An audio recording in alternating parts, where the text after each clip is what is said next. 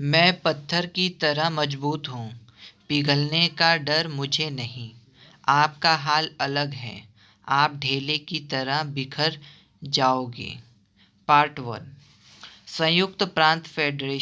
संयुक्त प्रांत schedule caste federation का 5वां अधिवेशन 24-25 अप्रैल को लखनऊ में आयोजित किया गया।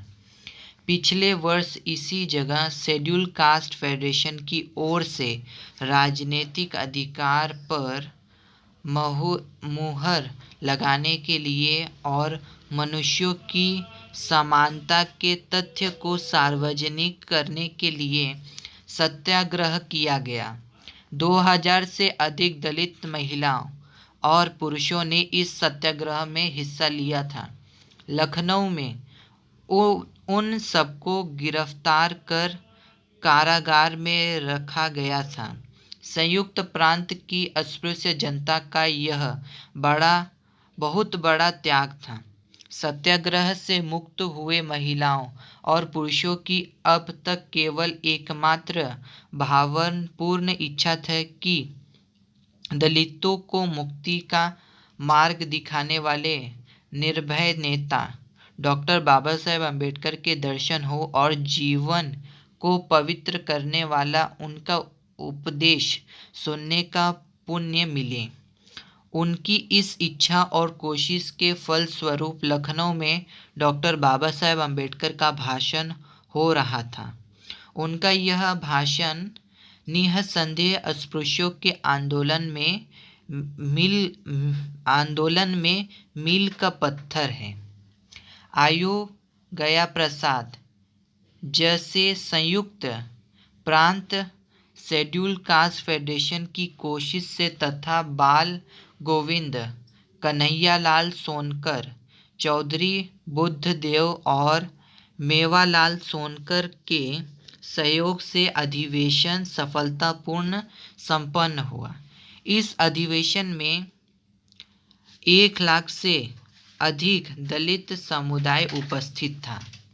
All India schedule caste federation के जैसे राजभोज भी उपस्थित थे।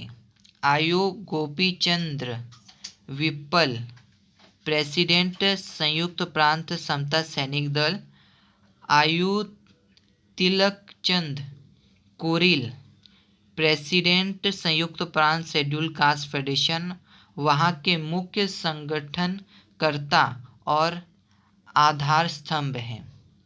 इस अधिवेशन को विशिष्ट कहने की 2 वजह हैं। पहली वजह यह कि वे अधिवेशन के जरिए दुनिया के सामने यह बात आ गई है कि कांग्रेस सरकार में अभी भी अस्पृश्यों के साथ ढाए जा रहे जुल्मों पर रोक नहीं लगी है और कांग्रेस अस्पृश्यों के प्रति गदगद प्रेम का ढिंढोरा पीटकर मूर्ख बना रही है।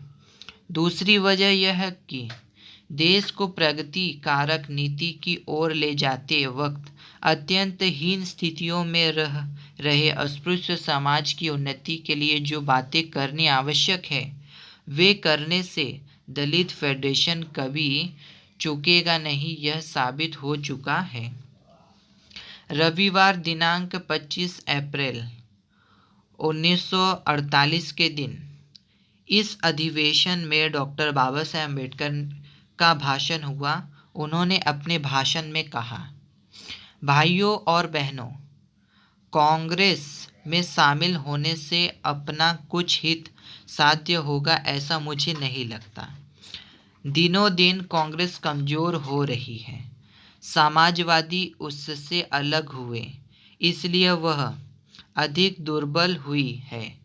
ऐसे समय इन दोनों पार्टियों के बीच चल रही प्रतिस्पर्धा का फ़ायदा उठाकर अपनी पार्टी का अलग अस्तित्व बनाए रखते हुए जो पार्टी हमारी शर्तें मानेगी उनके साथ सहयोग कर हम सत्ता हासिल कर सकते हैं। सत्ता सामाजिक प्रगति का अचूक नुस्खा है। कांग्रेस में जाकर पिछड़ी जातियों का सत्ता हासिल करना असंभव है। वह एक बहुत बड़ी संस्था है।